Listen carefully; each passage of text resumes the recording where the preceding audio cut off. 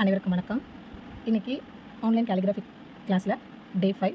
So day 5 என்ன கண்டென்ட்னு பார்க்க போகிறோம். அதுக்கு முன்னாடி நம்ம இது வரைக்கும் பார்த்த எல்லாத்தையுமே ஒரு ஷார்ட் ரீக்கப் பார்த்துலாம். ஃபஸ்ட் நம்ம பார்த்தது ஸ்லாண்டிங் லைன். ஸோ 4 லைனை ஜாயின் பண்ணி ஸ்லாண்டிங் லைன், தென் அப்பர் ஹூக், தென் லோயர் ஹூக். எல்லாமே ஸ்லாண்டிங்காக தான் இருக்கணும். ஸோ இது நம்ம பேசிக்காக பார்த்த ஸ்ட்ரோக்ஸ், பேசிக் ஸ்ட்ரோக்ஸ். நெக்ஸ்ட் நம்ம பார்த்தது லெட்டர்ஸ். ஸோ அதையும் ஒரு ஷார்ட்டாக ரீகால் பண்ணிடலாம். A, B, C. So A, B and C. Then D, E, F, D, E, F,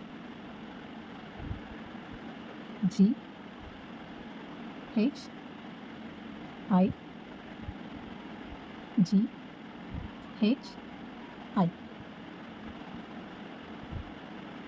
J,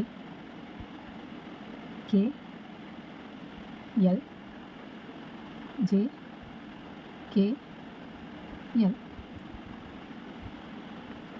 M, N, O, M, N, O,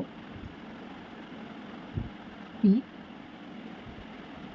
Q, R, P, Q and R.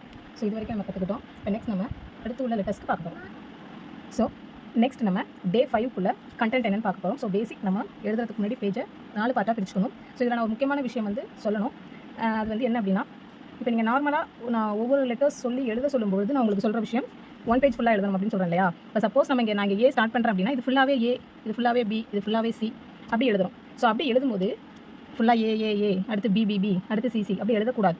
So A, B, C, then join பண்ணி ஏ, B, சிங்கிறத எழுதிட்டு தான் அடுத்த sentence, அடுத்த line எழுதணும். ஓகேவா. So next நம்ம இன்றைக்கி R வரைக்கும் பார்த்துட்டோம் இல்லையா. எஸ்லேருந்து ஸ்டார்ட் பண்ண போகிறோம். ஸோ எஸ் ஸோ சேம் அதே அப்பர் ஹுக் ஸ்டார்ட் பண்ண போகிறோம். அப்பர் ஹுக் போகிறோம், ஜஸ்ட் சின்னதாக ஒரு போட்டுட்டு எஸ். ஸோ நான் திருப்பி ஒன்ஸ் போட்டு காட்டுறேன் பாருங்கள். ஸோ அப்பர் ஹுக் போகிறோம், சின்னதாக பண்ணிவிட்டு எஸ். அடுத்து டி. புரியுதா. டி இங்கே மேலே டச் பண்ணக்கூடாது. ஸோ திருப்பி அப்பர் ஹுக் போகிறோம், எல்லாமே slant. T, then U. U மேலே ஸ்டார்ட் பண்ணணும். யூ இப்போ ஜாயின் பண்ணி எழுத போகிறோம். S, T and U. திருப்பி S, T and U. So நம்ம எஸ்டியூ பார்த்துட்டோம். அடுத்து பிடபிள்யூஎக்ஸ் பார்க்க போகிறோம். ஸோ பி கவனிச்சுக்கோங்க. பிசிஎம் யூ போட்டோம் இல்லையா, அதே மாதிரி மேலே ஸ்டார்ட் பண்ணுறோம். இப்படி கொண்டுட்டு போய் லைட்டாக ஒரு வலி திருப்பி பாருங்கள். லைட்டாக கவ் பண்ணி கீழே வி அண்ட் டபிள்யூ சேம் மேலே தான் ஸ்டார்ட் பண்ண போகிறோம். வளைவு டபிள்யூ திருப்பி பாருங்கள். அண்ட் எக்ஸ் பொறுத்த வரைக்கும் ஸோ எக்ஸ் மட்டும் கொஞ்சம் கவனமாக பார்த்துக்கோங்க. ஸோ சி போடுவோம் இல்லையா, அதை அப்படி கிராஸ் பண்ணிவிட்டு திருப்பி இன்னொன்று.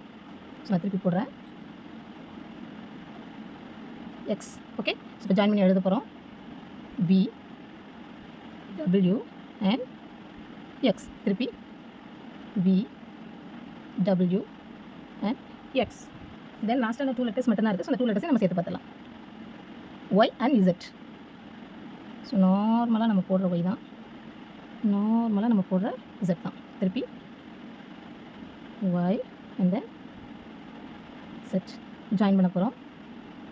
Y and Z, Y and Z. So இப்போது நம்ம 26 லெட்டர்ஸ் லோயர் கேஸ் உள்ளதும் நம்ம எழுத கற்றுக்கிட்டோம். ஸோ இதை நம்ம ப்ராக்டிஸ் பண்ணி பார்க்கணும். ஸோ ப்ராக்டிஸ் பண்ணும்போது முதல்ல இந்த ஏபிசி இருக்கு இல்லையா, அது ஒரு பக்கம் ஃபுல்லாகவே ஏபிசி, தென் ஜாயின் பண்ணி ஏபிசி.